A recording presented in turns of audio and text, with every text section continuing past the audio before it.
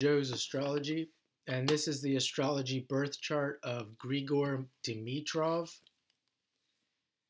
And as well as being an astrologer, I also consider myself a world-class tennis player and coach, and I say that as humbly as possible.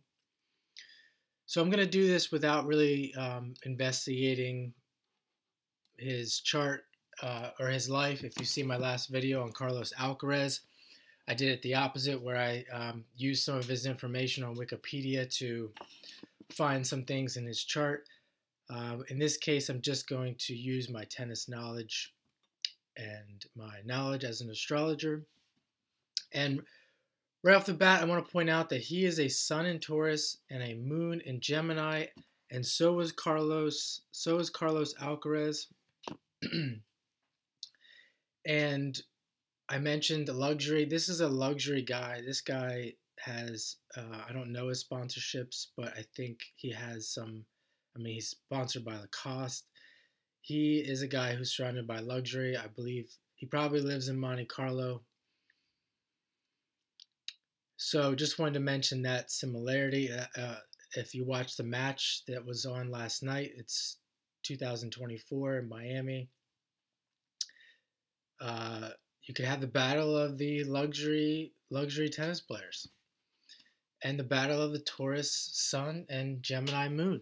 And I mentioned often we see this Mercury influence, and we don't have the birth time, or I don't have the birth time for Dimitrov, but I can still show you guys how much there is even without the birth time. We see the Mercury at 29 degrees, critical degree, really making Mercury stand out. We also see the Moon in Gemini. Many tennis players have Mercury standing out. Many of them have Moon in Gemini, Sun in Gemini. And I mentioned the reason why that is because it's such a good energy for tennis, because you have to be a quick thinker. You have to have a quick, anxious mind. You have to be very quick physically, where you're moving very fast. The body has to be highly charged, highly geared. You have to have a highly geared nervous system. For the most part, that's what you see with the guys that have success. And it's also very cathartic for a person to play tennis that has this energy. As I mentioned in Carlos's chart, I have Mercury on the rising in the first house. So it's been very cathartic to play tennis for me. Even doing astrology, I haven't been playing as much tennis. I'm not involved in tennis coaching anymore, and I miss it. I do. I miss playing every day. I miss the just what it does for me. As I mentioned, it being just a very good experience for my mental state. Now we see the south node. Well, let's start with the north node here. The north node is in Capricorn, and everyone's the Djokovic, the GOAT argument. Djokovic's the GOAT, Federer's the GOAT. This guy was born the GOAT. You see, he's got the north node in Capricorn. He's got Neptune and Uranus moving towards this, north node. And I think what you're going to see, you could say also has Saturn here in Aquarius. A lot of Saturn, a lot of achievement-oriented, an achievement-oriented life. This guy is steady. He's rock solid. He's been that way since he was 15 years old. And imagine, this guy's been playing. He's been playing on the tour since he was 15 years old. He's now 32. It's 17 years, and that's going to continue. This guy's going to play until he's close to 40, if not into his 40s. And you see that here with this north node in Capricorn. He may not have the most grand slams, etc., but he's just like that Capricorn energy, steady, consistently in the top 20, and that will continue. We can go down here to the south node, and we see this idea of luxury that I mentioned. Not only we have this Sun in Taurus, but Venus is moving towards just make sure I got that right. It's moving towards the south node, and as I mentioned in the other video, the south node being known for Mars-like qualities. So we see that competitive nature. It's in Cancer, so he's got that tenacious quality about him. And with Venus moving towards that south node, we see the luxury, the money. It's going to continue. His financial status will continue to grow as life goes on. And we see Mars here moving away from the south node. So he has this background of being in sports. You can see maybe with these alignments, you can see that this is a guy who maybe if you're into past lives, that he has spent a lot of time working on this tennis experience, and you can see that he is a true expert at tennis.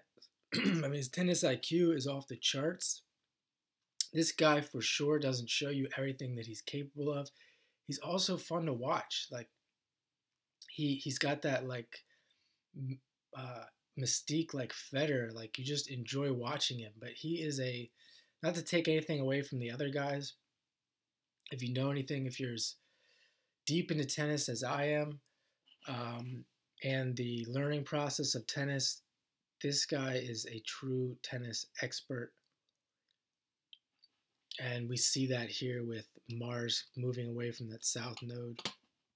He has Jupiter in Leo as well, so he's not afraid to perform. We see the Neptune.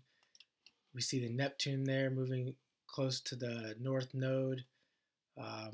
We see Jupiter is making an opposition to that Saturn. So this guy is a performer. He enjoys performing, which is important to be a professional tennis player.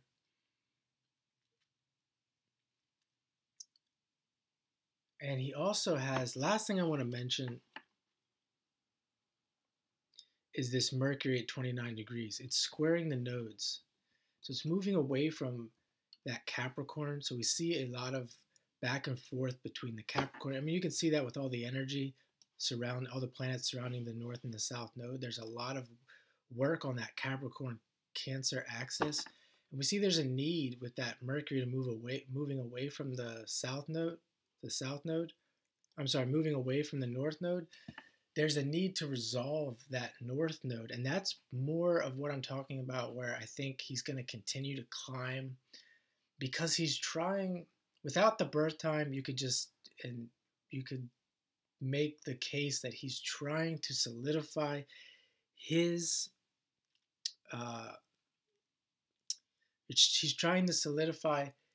legacy as the true greatest of all time.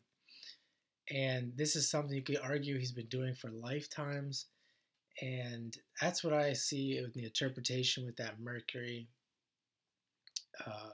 at 29 degrees moving away from that north node in Capricorn. And that's why I think, another reason why I think he will continue to climb and continue to fight to be known as the greatest of all time, if not one of the greatest of all time. So thank you for watching, and I hope you check out my channel, Joe's Astrology. I have lots of other videos, and because I am such a tennis guy, I will be doing many, many, many more charts with tennis players. So if you're into astrology and tennis, subscribe to the channel for sure, and I hope you have a great day.